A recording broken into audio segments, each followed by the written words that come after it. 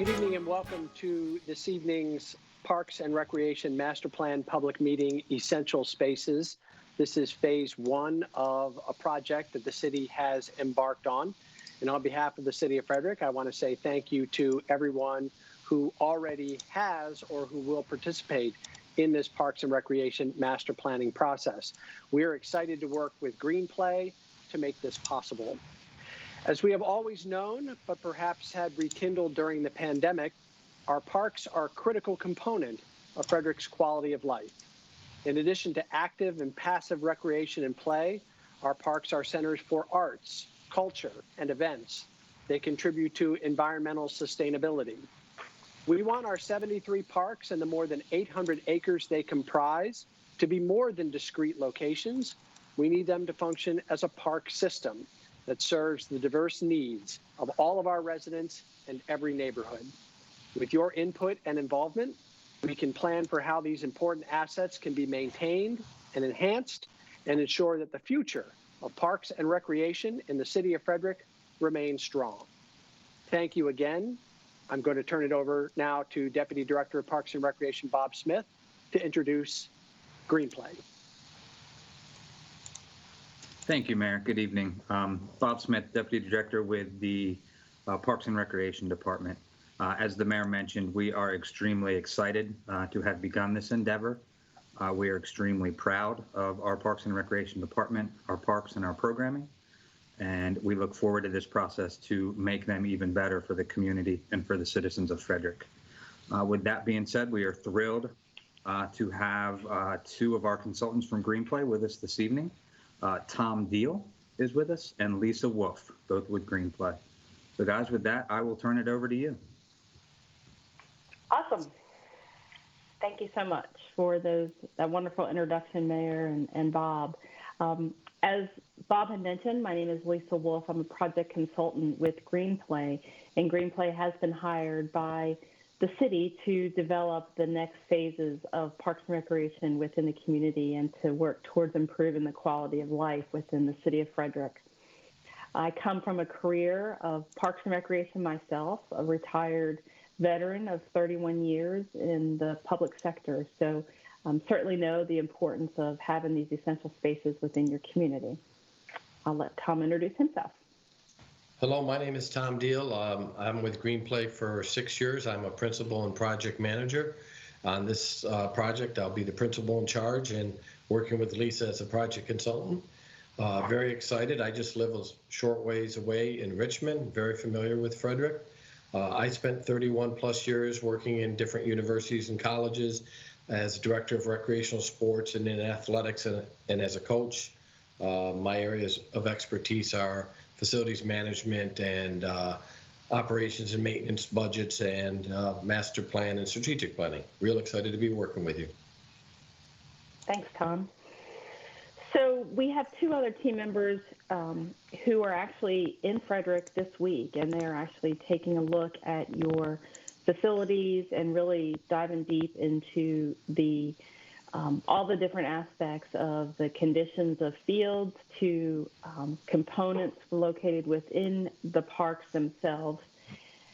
And those individuals are Dave Peterson, who is our GRASP team leader, and then Kaylin Dealer. So if you see them out in the parks, just wave hi to them and tell them welcome. And their information is certainly going to be a valuable piece for the project moving forward. So a little bit about Green Play. We work together in collaboration with organizations such as the City of Frederick, who really have a dedicated motto in improving their parks and recreation and overall quality of life and open spaces to achieve the community goals within the city. We began this project back in the beginning of March with a strategic kickoff, and that team of the project team is basically composed of Tom and I, as well as city staff and some of our other members of our team, including Weston Sampson, who will be also evaluating some of the facilities themselves, the interior of the facilities and the conditions. That strategic kickoff and our project team helped to develop the vision of what the overall city's mission would be for the project. And you can see that here in reference to the goal of the project is to develop the overall community supported plan that provides the guidance for future development and redevelopment of the city's parks and recreation programming and facilities. We pride ourselves at Greenplay in the whole total engagement process. That process is quite detailed, as you can see here on our wheel of public engagement and community engagement. We take a really focused process of making sure we try to hear from everybody within the community that we are working with. As you can see on this wheel, the focus group. We don't see your PowerPoint right now. Yeah. You got to share it again. Sorry. Uh-oh, must have gone away. Thank you for letting me know that. Let's see here. Bear with me for a second.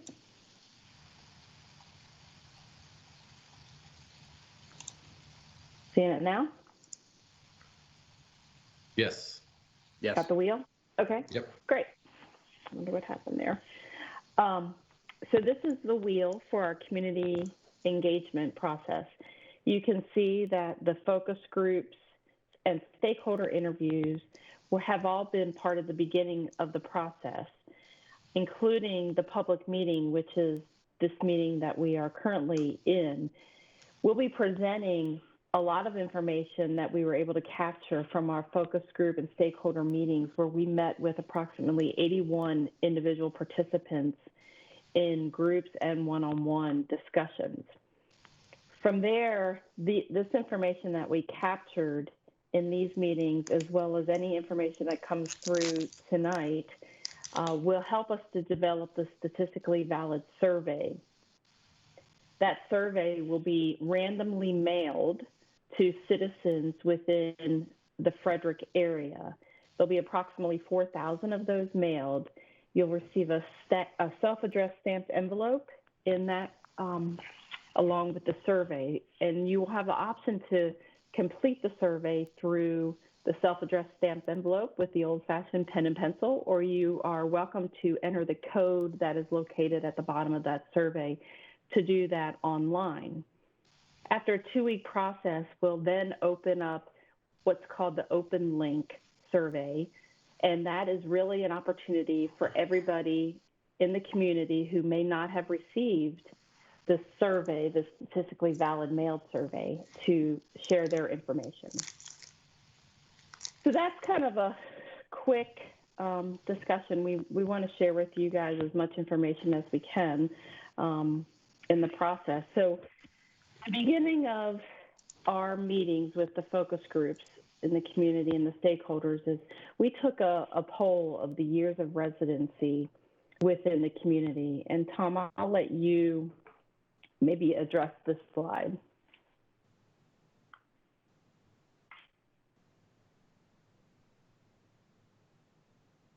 Can you hear me? Sorry, I was muted. Oh, that's okay. Let me go back. Sorry. Okay. All right. So what we like to do when we're doing our focus groups and our stakeholder meetings, and as well as our survey, is make sure that we're talking to people in the community that have lived in the community for a long time, have a lot of history and a lot of buy-in. We also want to make sure that we're talking to people that may have just recently moved to the community and might have some new ideas. And a lot of times there'll be people that have lived there previously but don't currently live there, but they use the programs and facilities. They might be an employee or might live in the outlying areas. So during the focus groups, we asked everybody how long they had lived there. And as you can see, the majority of people, the purple, had lived in Frederick for 20 plus years. So that meant we had a lot of nice, rich history, but we did have some people, 7%, that had just recently moved there, and we had someone from every group. So it was a nice disbursement of people. Thanks. Great. Thanks, Tom. One of the key topics of the conversation is really to talk about what the city is currently doing well at and what are those strengths and those opportunities to celebrate those strengths. And we were able to capture quite a bit of information here from the folks. In a lot of these slides, we'll have the top 10 or so priorities that were said more often than one time that are noted. So these are the key things that were discussed more than once or more than twice and even more than 10 times. So the first strength that was noted is that the staff are doing a great job with the available resources that they have available. The second one is the Parks and Recreation Department performs excellent care and maintenance of the parks and national standards.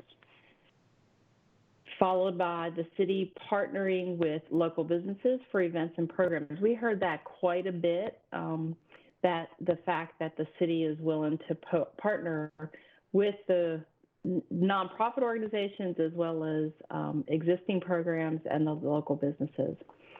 Lots of great comments about the shared use path connections, and as we go through this, you'll see that there's obviously some challenges there for future development and folks wanting that more. Special events are a fun opportunity and quite popular within the community. One thing I'd like to mention about that is a lot of these folks we talk to actually are group organizers of those events, and that kind of goes back to the city partnering with the events and programs pieces. It was nice to hear that and to see that within the Frederick community based on those conversations. It's a family-friendly focused area on culturally activated parks was some of the comments, special events bringing in an economic impact to the city, some discussion about tournament play. City staff is willing to partner with groups. Baker Park is a big strength. The celebration of the rich history, the agricultural arts, and the real sense of community was noted. And then the linear park along the creek was also strength for the community. Along with strengths, obviously, are always some weaknesses or challenges that cities face. And so when we talked with the group about this, specifically, you'll see here that the lack of turf fields rose to the top, and that the poor quality of overused athletic fields, followed by the regenerative land management process. Lots of discussion about the environmental piece and the importance of pollinator habitats and animal habitats and native species and keystone species within the community, and how that the department or the city could begin to look at those or should look at those as a weakness. Lack of variety of programming, difficult for nonprofits to access facilities, particularly in the fields arena. Lack of fields for growth of sports. Quite a few discussions on the public restrooms. Now, with the understanding of the pandemic, that certainly poses some challenges for the city overall. But there seemed to be some challenge and misunderstanding of the opening of restrooms and why they're locked. Lack of equity amongst parks, the senior population, and the need for more passive recreation as a weakness. There was a request for more of that. Lack of maintenance and manpower for facilities and parks. Lack of maintenance and, so that was city relies on private groups for expansion and addition of amenities, but the maintenance and cleanup remains a weakness. Baseball groups have been trying to partner with the city overall, and had mentioned that sometimes those partnerships are not so successful to meet their needs. Once again, the city restrooms need attention and possibly refurbishment. Lighting issues on trails and pathways, not enough of that. Lack of open space and meadows, lack of walkability, lack of street crossing, and lack of a true CIP plan, capital improvement plan. So those are the overall weaknesses that were noted. The next question was, what is the city's role in providing parks and recreation, especially when parks and recreation is considered a non-essential service in many governmental entities. So a lot of folks had mentioned that it's the city should partner with neighborhoods related to parks. They should continue to provide indoor facilities. They should add more trails and connectivity and partner with other community organizations. Then we're going down to the city should have regular community town halls open to new ideas, be open to more ideas. So having a little more conversation about things. The role should be to facilitate usages of facilities in a fair way to maximize the use of those facilities. Work with the organizations to provide spaces and programs to meet the needs of the community. Add trails, community gardens, food forests, environmental education programs. The city should provide facilities and parks for the quality of life and programs and services for the community. Maintain the green spaces during growth periods, meaning for future development, and how that, what's that role of the city to be able to maintaining recreation facilities overall, provide those equitable facilities, services, and programs to the community, and then to provide a variety of diverse facilities throughout the city.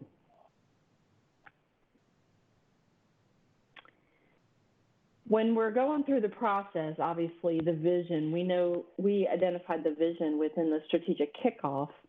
However, the folks that we were able to talk to also have the opportunity to provide what their collective vision should be for parks and recreation.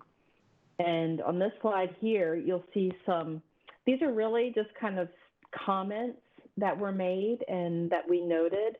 And as you can see, the ones noted here were the ones that had risen to the top. So Parks and Rec should provide safe and functional parks and facilities to enhance the health of residents and visitors. Another vision is a thoughtful and balanced allocation of resources for city parks and facilities with all of the other competing priorities of Maryland's second largest city. In other words, Frederick is the state's second largest city, and that particular individual had noted. To keep Frederick clean, green, safe, within their healthy park system, to grow and improve and change with the time while still maintaining existing facilities. Lots of discussion about the growth and the development that's taken place and how can the city continue to work with those developers in maintaining green space and areas within those communities. The other vision is to listen to residents of the city to determine the needs and desires that are related to parks and recreation, and to seek public-private partnerships to obtain funds to develop and build facilities. Sustainability and restoration, some discussion about how does the city Parks and Recreation Department remain sustainable, but yet the restoration process of some of those existing facilities and the importance of that. And then the top quality of life, the vision of Parks and Recreation was noted as that it is a top quality of life provider.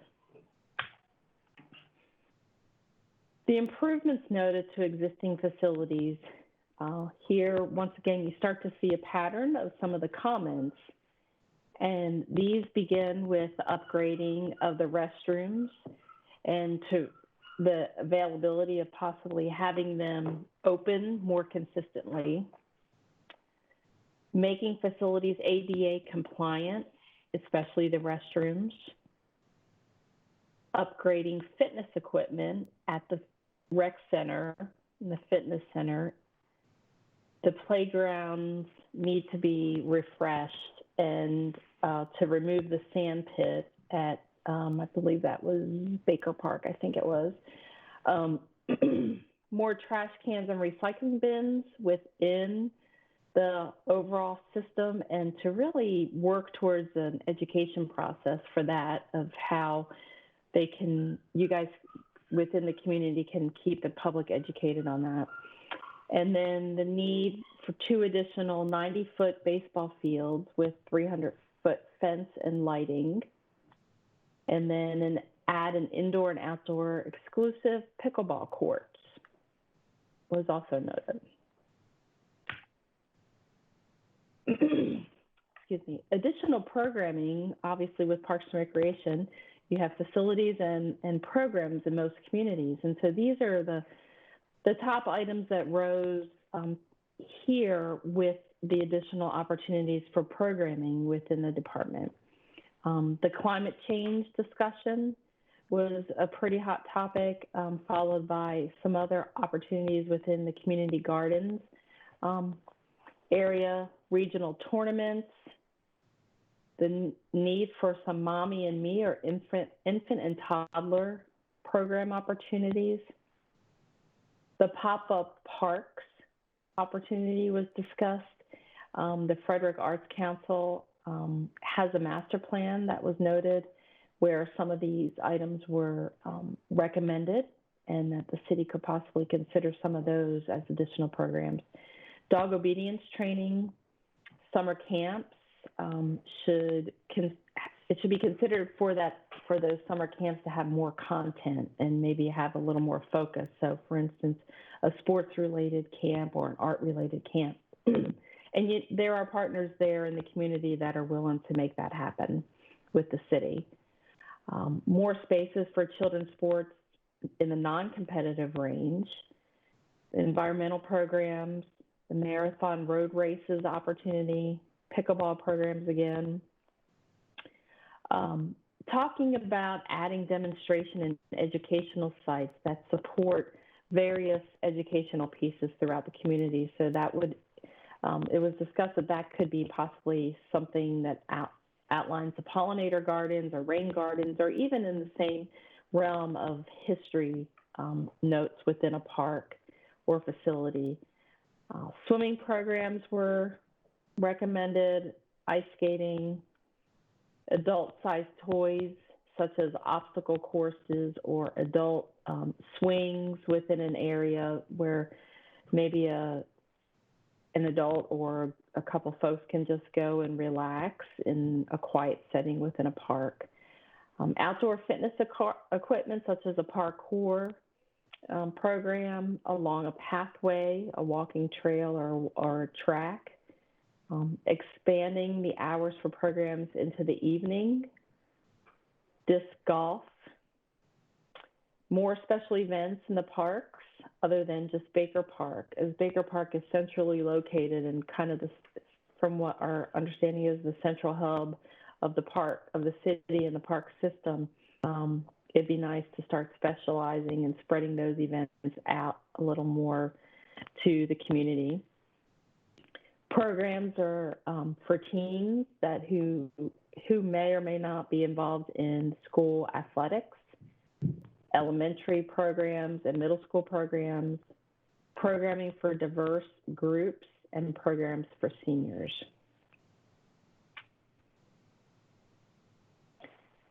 The next focus of our interviews with the groups was on the need for additional parks, open spaces, trails, and recreational facilities. And you can see here the hot topic item was building an aquatic center. Quite a few folks expressed an interest in having an indoor year-round facility. Trails, paths, and connectivity were certainly there again in the discussion. The restrooms, hopefully you're seeing this kind of the consistency of some of the comments that were made in different levels. Amenities in the restrooms and maybe creating a family restroom, adding trails and community gardens, the food forest, environmental education, again, the open space need, maybe consider adding some splash pads throughout the community, meaning a splash park for kids with the water features, senior facilities, Track and field indoor facility was discussed and potential partnerships for developing a facility such as that. Lighting and safety within the parks and trails and open spaces. Skate parks were mentioned, especially in our youth advisory commission group that we had talked with. Having the swimming pools in the western portion of the community, and then a pump track for bikes. If you can just give me a second, I'm going to take a drink of water.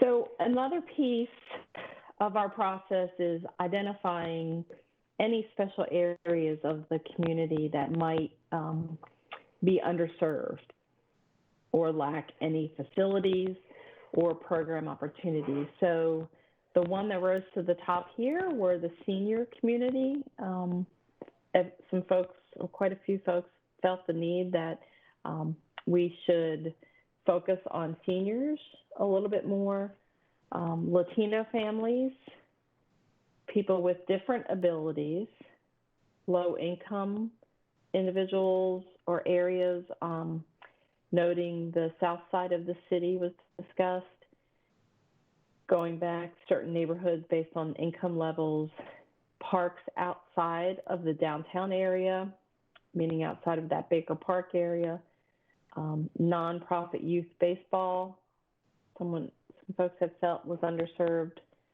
and all these other comments were focused again on low income neighborhoods. And a little discussion about the ALICE program, which is the Asset Limited Income Employed individuals who might be underserved within the community. Obviously, in order for a plan such as the Frederick Comprehensive Plan to be successful, there's the need to have key partners and stakeholders involved in the process. And meeting with these individuals, certainly some of them were partners or stakeholders, but this was a complete, pretty well-rounded list of folks that were mentioned and organizations that were mentioned that could help drive and support the plan moving forward. So you can see, of course, the county was discussed, and they were actually part of our focus group meeting, some of their staff, the school system, the same thing.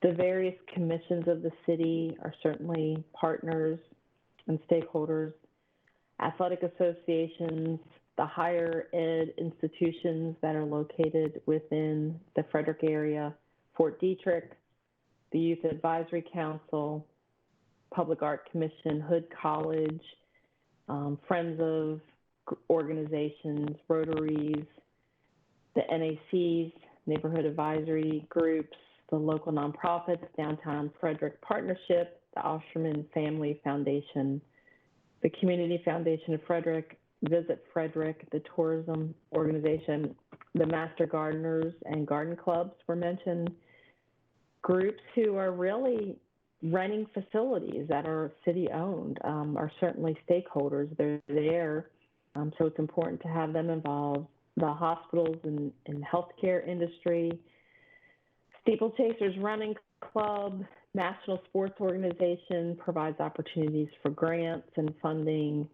The Friends of Baker Park, the Bicycle Coalition of Frederick, Maryland State Bikeways, Sophie and Madigan's Playground, AstraZeneca, the Color on the Creek organization, the Frederick National Little League organization and East Frederick Little League, the Frederick American Little League, so all the different levels of the American of Little League and baseball, and then the Maryland District community. When it comes back, the values of the community. Going back a few slides, we heard some of those statements of what the vision and the values of the community are. But here were some of the hot topics that rose to the forefront of what they really felt were the key one-word topics of what Frederick is and what that value is. And so you'll see here that inclusion and equity were really running hand in hand, side by side with each other, followed by the importance of keeping fun within, followed by the diversity opportunity to keep that in mind when it comes to the values of the community, and then followed by fun in the health, and really focusing on the mental health as well within the community. Those should all be noted as values moving forward for the city. Going through here, key issues, safety, maintaining the trash pickup. It's important for those two items. There were quite a bit of comments there. The access to restrooms again, equity and infrastructure and programs, focus in the downtown area, and then finding those amenities that might reflect on young families and on seniors. And then areas outside of the downtown area have been overlooked and neglected, some folks felt, and that, I guess, is along the Route 40 range.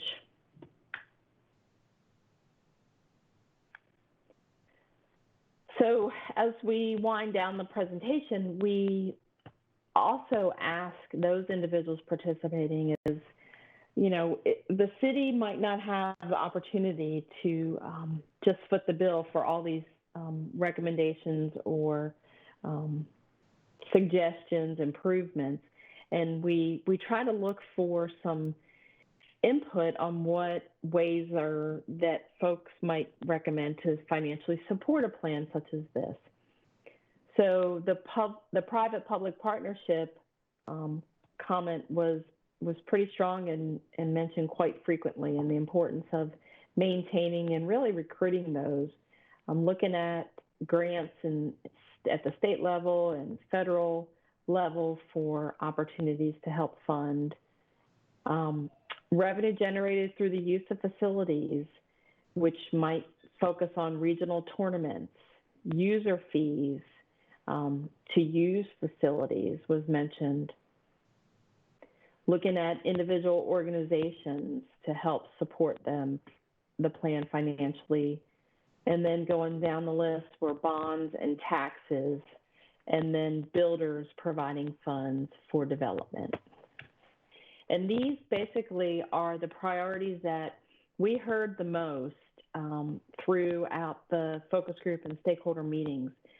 And I believe I mentioned right prior to this is that this information is not information that's going to say, okay, this is exactly what the city is going to do. They're going to go out there and they're going to build facilities or improve all these different facilities. This is really just the groundwork to help us develop the statistically valid survey and the open link survey.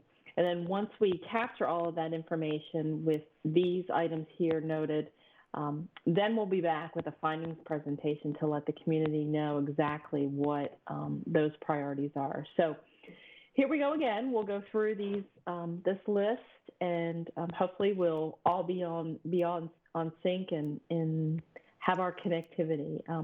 So the first four largest items that were noted were the continued public engagement and flexibility of the city should be a priority when it comes to parks and recreation. Providing clean and safe, attractive facilities for everyone, maintaining what is in existence now and what you have within the city, and a priority of the deferred maintenance and staffing levels because those were noted as being insufficient. Next, going down, there was the recommendations of priorities for dedicated funding sources to help the city be able to fulfill some of the wishes here outlined, and then looking at quality of playgrounds and buildings and the upkeep of those facilities is important. Accessibility to all parks and facilities. Improving the safety of all areas, similar to what you see on college campuses with a blue light opportunity where there might be a blue light in the middle of a parking lot or along a trail or walkway. to help folks feel safe when they're out on trails or in parks. Lack of funding for maintenance and upkeep. The comment was made basically that the city seems to be reactive and not proactive when it comes to the maintenance and upkeep of facilities. The balance of redevelopment with new development within the community, finding that basically the balance of green space development when a new developer is coming in, looking at swimming and diving opportunities, and implementing the existing plan for the Westview Regional Park, and then working with the schools for that opportunity. Priority of equity, new indoor recreation facility, working with organizations within the community, finding more natural space, open green space, and more informal and passive recreational opportunities was a priority. Programming for teens, increase the staff levels to maintain the parks that you have. Better communication between the county and the city. Clarify the expectation for developers for park development. Policy enforcement. Protect limited green space with sustainable practices. Safety, again, funding and staffing resources. You're starting to see some things being repetitive here towards the end. Equitable access to green space facilities. Need a priority of park development, such as the capital improvement list being completed. Better quality of design and equipment. In other words, up in your game or the city's game of high quality and imaginative opportunities. Maybe that might be a playground, or a facility, or a program. Children, youth, and young adults, after-school programs, teaching life skill opportunities, and then artificial turf field space for schools. So that is your long list of priorities that were mentioned quite frequently by those participants. Moving forward, I want to kind of discuss with you all the additional comments that were made at the end of each of these meetings. So these are some of the ones that were mentioned more than a few times. And one was, how do we increase the communication and marketing of the Parks and Recreation Department to all of the citizens, and looking at ways to work towards that. They would like to see an equity map of green spaces. Is there a reporting mechanism for reporting issues within parks and recreational spaces?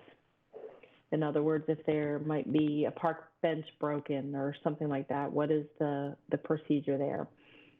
Community gardens, food forests, nature trails, and environmental education are all facilities and programs that was suggested for more well-rounded programming opportunities. The Little League field was lost in Baker Park due to excessive flooding, and they would love to work with the city to get a replacement field in the new West End Regional Park. Lights would be nice, but they're not required. That part of town is where we draw a majority of our kids, but they opt out as they cannot get transportation to the park. Fountain Rock Park is a good example of education at a park and should be considered in the Frederick parks. So that goes back to the comment that was made about educational pieces, maybe about the history of a park or the pollination and recycling programming within a park and all of the benefits for that. So then the additional priorities that were listed or discussed there in the open comment period were the need for more pickleball courts, both indoor and outdoor, the need for more indoor gymnasiums and open gym opportunities, the need for an indoor swimming pool, a youth center, and an active adult center for seniors. So moving right along, we will just kind of give you the quick rundown of the next steps. The needs assessment survey, which we talked about already, We'll go out and then we will identify those top programs and amenities. The process, you can see here, we've completed the strategic kickoff, the community engagement survey, the community engagement piece, and then the survey will be developed here in the next few days. And then moving forward, the needs assessment, the findings and visioning are those results that we find from all of the community engagement pieces that will be noted, as well as the staff SWOT analysis, where we'll sit down with the staff and go through some of these findings and visionings. And then the draft and the action plan. And then within the action plan is actually the recommendations of how the city can go about addressing these and making those recommendations for the city and prioritizing those. Yeah, and Lisa, don't forget, we're going to still take public comment tonight. Yep. I was just getting ready to mention that. Thanks, Tom, for the reminder. So at this point, we'd like to thank you. However, the city would like to offer the opportunity for you all to participate in the public comment period. And I can give you the phone line number for that. It's area code 301-600-1213. Once again, the public comment phone line 301-600-1213. You can see on the screen now, these are our main contacts for the overall plan itself. Your local contact is Bob Smith, who's the Deputy Director of Parks and Recreation in Frederick, and then myself and Tom Deal with Greenplay, and we are happy to answer any questions if something comes up in the next few days that might have triggered a thought process for you. So thank you for your time, and certainly is awesome to see a city such as Frederick having this vision to be able to move forward and really set the sustainable plan moving forward for Parks and Recreation. Have a great evening.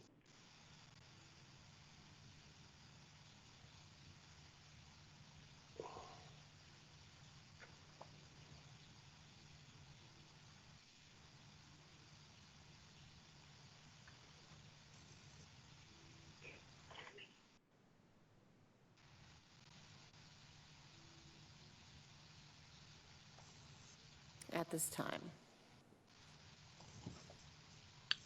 Thank you, Catherine. If I could just remind everyone again, if you do have public comment, we can hold a little bit longer. That number is 301-600-1213.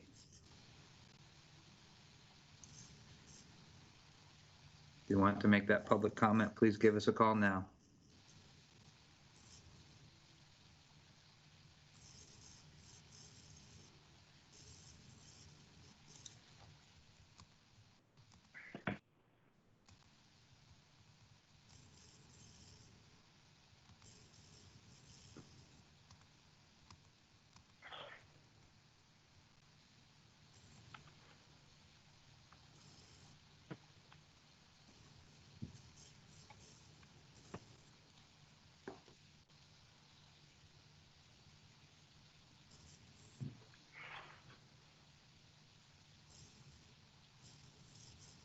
There is no public comment.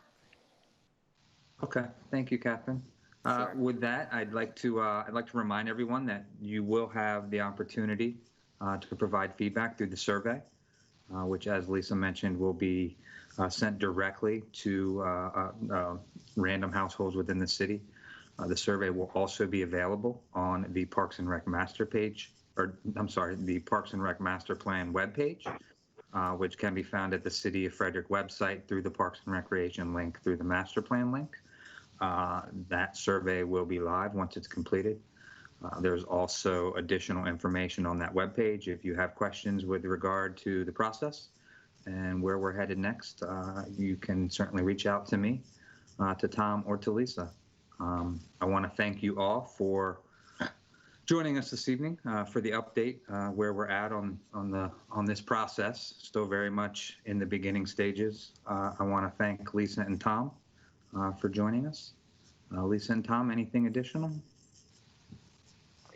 I don't have anything other than please continue to stay involved and help set the pace for the city. And all I would have to add would be similar. We're excited and looking forward to the process and the engagement. Super. Thank you, everyone, and have a wonderful evening. You too. Thank you, everyone. Be safe.